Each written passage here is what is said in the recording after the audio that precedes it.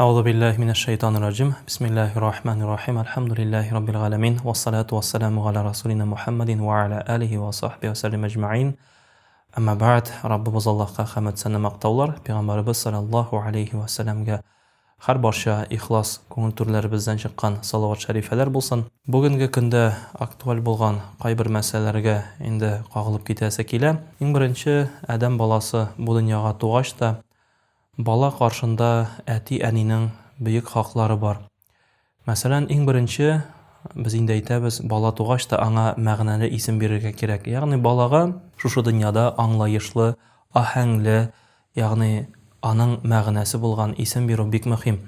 Чөнки әлеге исем белән эндәшү бер-беребезгә без инде әгәр дә яхшы сүз белән эндәшәбез икән, ул дуга булып бара. Мәсәлән, балага инде без әгәр дә син матур, син яхшы, син батыр, син гүзәл дип әгәр дә матур мәгънәле исемнәр белән эндәшәбез икән, әлбәттә инде кеше син батыр, син матур дигән саен матураерга тырыша, батыраерга тырыша. Әгәр дә без аңа начар сүзләр белән эндәшәбез икән, синнән булмый инде, син булдыра алмыйсың, син инде иң актык һәм башкалар, ул кеше үзеннән үзе йомыла, ул кеше үзеннән үзе төшеп кала. Шуңа күрә исем биргәндә әти-әниләргә мөрәҗәгать инде шундый. Бөрек балаларыгызга хәерле матур исемнәр бирә күрегез.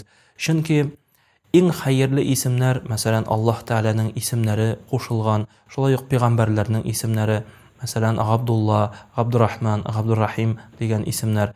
Бу инде Аллаһның кулы, ягъни Аллаһны танып, аңа итагать итеп, аны яратып яши торган бәндә дигәнне аңлата. Габдуррахман дигән инде мәрхәмәтленең, ягъни башкаларга, ягъни мөэминнәргә булган мәрхәмәтленең кулы, ягъни шулай ук Аллаһ Тәгаләнең кулы, ягъни Аллаһ Тәгаләнең сөекле, ягъни бер бәндәсе дигәнне аңлата. Һәм әлбәттә инде пәйгамбәрләр исеме, мәсәлән, Мухаммад дигән исем бирәбез, мактаулы, Ибраһим, Исмаил, Ильяс һәм башка шушындый исемнәр биргәндә, без инде әлбәттә шушы пәйгамбәрләрнең исемнәрен искә алып әлеге исемнәрне бирәбез. Һәм бер-беребезгә эндәшү дип әйттек, бер-беребезгә эндәшкәндә, әлбәттә инде без яхшы сүзләр белән эндәшергә тырышабыз. Чөнки бер-беребезгә эндәшү Аллаһ Тәгаләне дуга булып кабул итә.